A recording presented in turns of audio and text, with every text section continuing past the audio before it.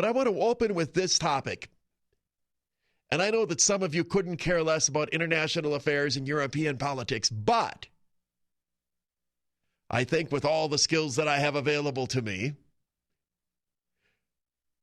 I can make this interesting to just about everyone. So bear with me and give me 3 or 4 minutes to get into this before you bail out. I don't care about Nicolas Sarkozy in France. I know that's what you're thinking in there. I don't care about Nicolas Sarkozy in France. Is that what you're thinking? Oh, you do care. You do not care. You do not care. Paul claims he cares. There's a socialist running France. Paul claims he's been watching the news, that he cares, and he's interested in this. When did you start caring about whether or not socialists ran France? Since you started national international politics, really. He claims to be fascinated. So you're sitting there, well, for heaven's sakes, throw some cold water on yourself. So you've gone from, I assume, to just be bored to death at the prospect of having to listen to me prattle on about this, to now being on the edge of your seat. What would you rather do, hear me on this or go see that movie, The Avengers, that everybody in America went to see over the weekend? You do want to, well, what would you, can you ever answer a question I ask? Paul says, I do want to see The Avengers. What would you rather do right now? Watch The Avengers or listen to this? You claim, listen to this. Really? What if they were doing a screening of The Avengers in the conference room? Would you go in there, or would you sit in here and listen? Well, I know this is your job. What if it wasn't your job? I am so out of touch with movies. There isn't anything that I've seen about that movie that would make me the slightest bit interested in seeing it. I don't even think I'll watch it on cable. Maybe I can't. And plus, I also don't get, all right, it had the biggest weekend opening ever, which is a dollar figure, not an attendance figure still. I do not get why people would want to go see a movie on opening weekend. I would go see the late show tomorrow night, like the 9:30 show. Why do you want to go when the theater is packed? Why do people want to do that? Paul says he waits a week or two. Plus, when do these things come out on Netflix? Paul claims that's the one weakness of Netflix, that first-run movies are slow to show up there. Yeah. What's the fastest thing, Netflix or something else? Is pay-per-view fast? Netflix is faster than the pay-per-view, isn't it? Paul says he doesn't know. By the way, don't call and answer. We're just ruminating here. I'm stalling on this France topic. You can tell I'm stalling, can't you? Because I understand that those of you who don't care about things like this but are fascinated by me carrying on about the Avengers, because far more of you went to the Avengers over the weekend than paid any attention to the French elections, I'm stalling to try to reel you in. Every one of you who is married understands this. You prattle around and delay getting to the thing that you know eventually has to be done. I see this in my life with married couples. Like if a guy doesn't want to go to a party, he'll show up home late for work that night to delay so they get there the party like, I understand all of these things. You understand these things, don't you? Or are you so incompetent at avoiding being henpecked that you don't even know any of these tactics? Well, I just wondered, do you understand these tactics? All right. Anyway, they held these elections in France. Greece also.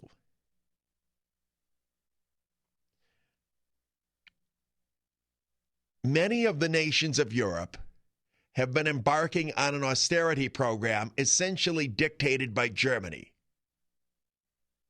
Germany is like the only nation, at least large nation in Europe, whose finances are not a disaster.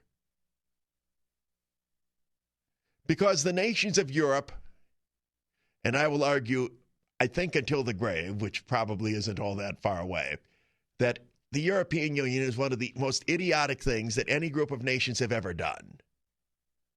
It's right up there with the League of Nations after World War I. Idiotic thing. Boy, that worked. Boy, we're going to do this, make sure we don't have any more wars. The ink wasn't even dry, and Hitler was knocking countries off right and left. But the formation of the European Union was moronic, idiotic, and is going to be the destruction of most of the nations of Europe. Once they all threw in together, it freed the reckless and the irresponsible nations of Europe to gallivant along Think about families that you know where the parents have a lot of money. Invariably, if they have more than 4 kids, one of those kids turns out to be a bum, knowing that mom and dad and brothers and sisters will carry them.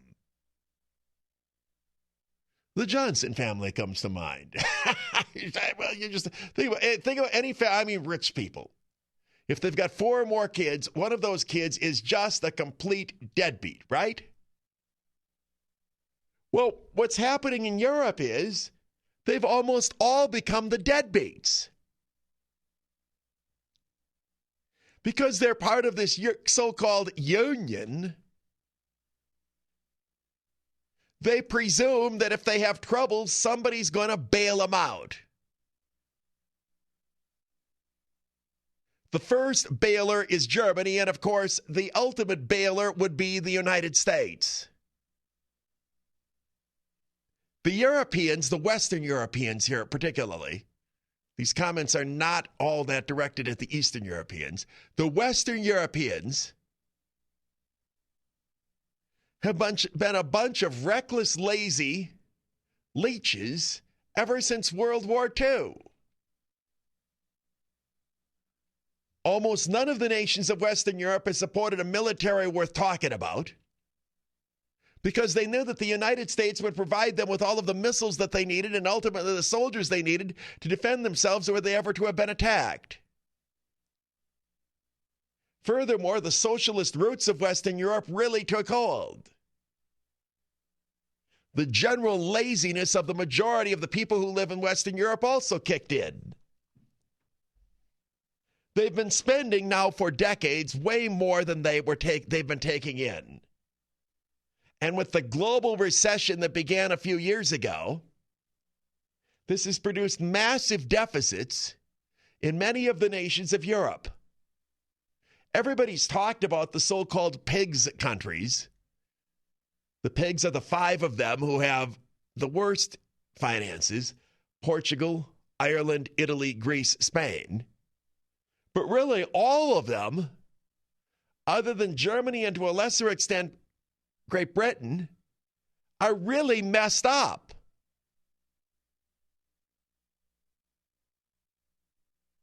The European Union, which is a collective of all of them, has said initially to Greece, but also to many of the others, look, we are all in this together, and we will support your finances and prop up your bonds, but you've got to embark on an austerity program. The austerity program is just that. You've got to stop spending so damn much money. I use the analogy here of the family. I'm betting that 25% of the people in my audience can relate to this story. Never mind now just the rich family, just somebody who's reasonably well off. 3 or 4 of the siblings, one of your own kids perhaps. One of them is just a bum. Or to put it nicer, one of them isn't very responsible. And you tell them, look, I'm going to help out here, but you've got to stop spending so much money. This has been the message primarily from Germany to the other nations of the European Union. You've got to get your act together. You've got to get your house in order. The problem is that the people of these nations don't want to do it. Even their leaders know they have to, because they know the crisis that would occur if there's a default on their bonds. A default on their bonds would raise their borrowing costs to the roof. It might even limit their ability to raise any new cash at all. It would mean a massive suspension of social services. It would be far, far more draconian than the current measures that are in place as part of the austerity program. An entire country going bust with no one to bail them out is an unbelievably ugly thing, particularly in the civilized world. So the leaders of most of these nations understand this, that look, we've got no choice. We are at the point of no return. The problem is that the public they don't want the austerity. If you've been a deadbeat bum like the average Frenchie for your entire life, living off the government, overpaid with high wages and a slow work week, retiring at an early age, when you're told that all of those things are going to end, there's going to be a longer work week, government services are going to be cut, you might have to work a little bit longer because we can't tap the government for all of our bills anymore because we're cutting back our spending. This is culture shock. You're rejected. You go into, and I'm going to use a key word here, denial. Oh, it's not that bad. We can tax somebody. Well, the Germans have money. They can bail us out again. What about those evil Americans? We can get their money. But mostly they don't even think it through. They're being told that their welfare state is being trimmed back and they don't like it. So they throw out Sarkozy and they bring in a socialist. By the way, everybody in Europe is a socialist. Well, the ones that call themselves socialists are merely more socialists than the other ones.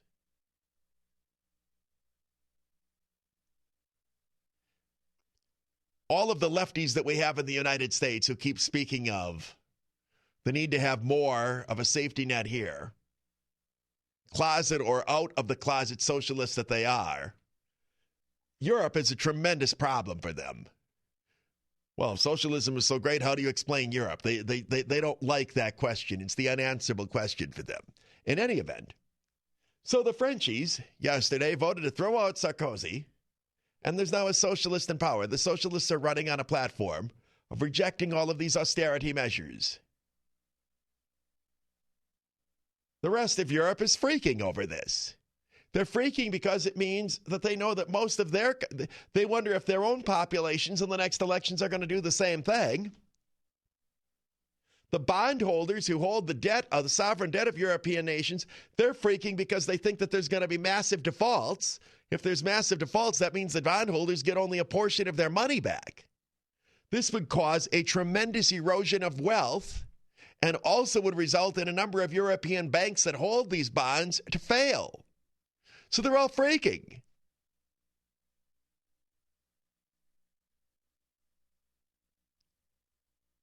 Why do I bring this up here and yap about this? I said I could make this interesting in 3 or 4 minutes. Obviously, it's taken longer. Because I think the metaphor, the comparison between Europe and the United States is profound.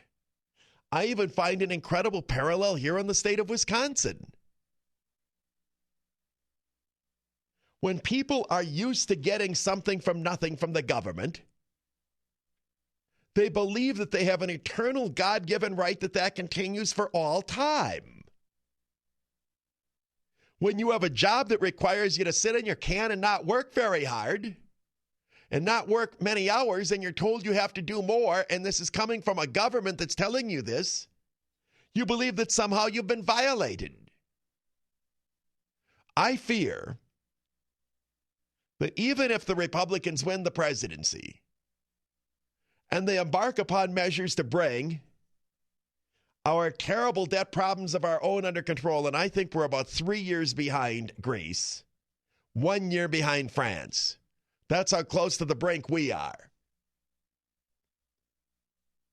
That we'll have the same kind of reaction from our own people. You have people right now, and nobody, by the way, is talking about cutting Social Security benefits for people already in the system, but you have people on Social Security right now that are just terrified that that might happen. You've got people who are 62 years old in this country who haven't saved a penny for their retirement. They don't have any family to rely upon. They can't fathom that the government isn't going to be there to pay their every bill. Look at the American cities. Look at the city of Milwaukee. We have people in Milwaukee who are 50 years old. They've never had a job ever. How do you think they'll react if the welfare benefits and the social safety net is peeled back?